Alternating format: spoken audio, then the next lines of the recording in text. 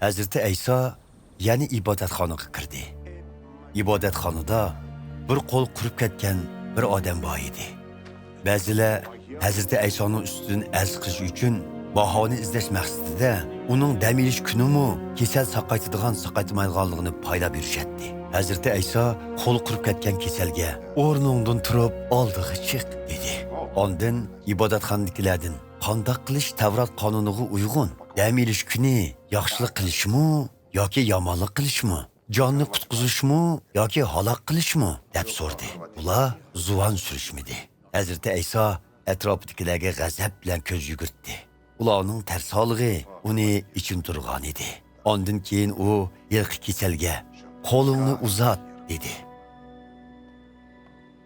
U odam qo'lni uzatishi bilanla qo'li asliga keldi.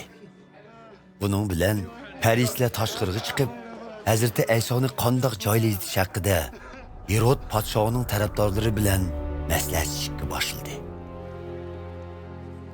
Hazreti İsa shogirdlari bilan birga u yerdan ayrilib, ko'l bo'yiga ketdi.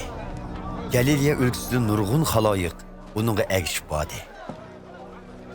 Uning qilgan ishlarini anglagan, yana nurg'un xaloyiq Yerusalim shahri, butun Yahudiya o'lkasi, Idumiya o'lkasi, Yordan daryosining qarshi tarafi, Tir va Sidon shahrining atrofidagi joylardan saldak yiqib, uning oldiga kelishdi. Hazreti İsa xaloyiqning orasidan qisilib qolmaslik uchun shogirdlarga kichik bir kema tayyorlab qo'yishni buyurdi. Chunki u nurg'un bemorlarni saqaytqashqa, har xil kasalliklarga giribtor bo'lganlarning hammasi uning uchisini silib olish uchun qistishib kelishgan edi. Qachonli bo'lmasin, jin chapshivaganlar Hazreti İsa'ni ko'rsa, uning oyog'iga bosh qo'yib, "Sen Xudoning o'g'lisan" deb vaqirishadi. Lekin Hazreti İsa ularga o'zining kim ekanligini oshkormaslikni qattiq yig'latdi. Hazreti İsa bir taq chiqib, o'zi xolgan kishilarni yeniga chaqirdi. Chaqirganlar uning yeniga kelishdi. Hazreti İsa ulardan 12 kishini elchi deb atab, ularni o'zi bilan birga bo'lish, Xudoning so'zini yetkazish va jinlarni haydash huquqiga ega qilish uchun tanladi. Bu 12 kishi Simon, Hazreti İsa uni Petrus deb atagan. Zebediyning o'g'li Yaqub va uning qarindoshi Yuhanna, Hazreti İsa ularni Beni Ragash, ya'ni Guldirmama o'g'illari deb atagan. Ender, Filip, Bartolomay, Matta, Thomas, Alpayning o'g'li Yaqub,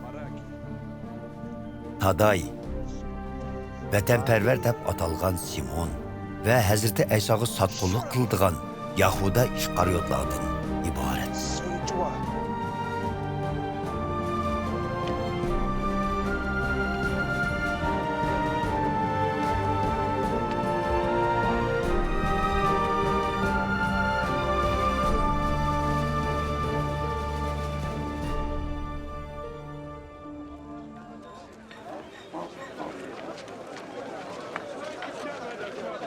Hazreti İsa uyga qaytib kelgandan keyin u yerga yana shuncha nurg'un xaloyiq to'plandiki, Hazreti İsa bilan shogirdlarining g'izolanishimi cho'lisi tegmidi.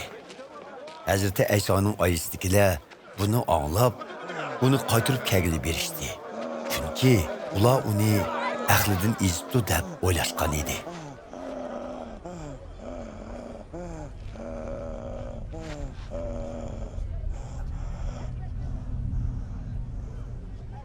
Yerusalimdan kelgan Tavrat ustozlari bo'lsa, uningga shayton chopshyapti.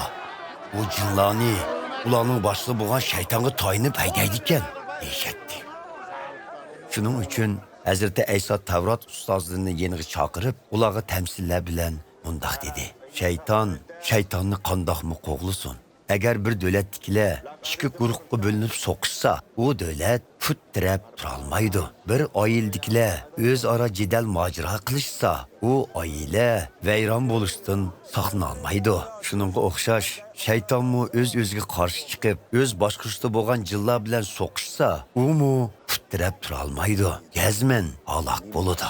Hech kim kuchtingir odamning uyiga kirib, uning melini bulab ketolmaydi. Faqat shu kuchtingir odamni bog'lay olganlar uning uyini bulang-talang qila oladi. Bilib qo'yinglarki, insonlarning o'tkazgan gunohi va qilgan kufrliklarining hammasini kechirishga bo'ladi. Lekin muqaddas ruhga kufrlik qilgan odam hargiz kechirim qilinmaydi. Chunki u odam mangu kechirim qilinmaydigan gunoh sodir qilgan bo'ladi. Hazrati Ayso bu so'zlarni ba'zilarning uningga jin chopishibdi deganiga qarata aytgan edi. Shu chaqda Hazrati Aysoning onasi bilan inlari keldi. Ular tashqarida turib, uni chaqirishga odam kirgizdi. Hazreti Aysoning atrofida o'tirgan jamoatning ba'zilari onangiz, inilaringiz va singillaringiz sizni sirtda chaqiryotidi deyishdi. Hazreti Ayso buningga javoban kimlar mening onam va inilarim dedi. Ondan u cho'rsa o'tirganlarga qarab mundaq dedi. Mana bular mening onam va inilarim.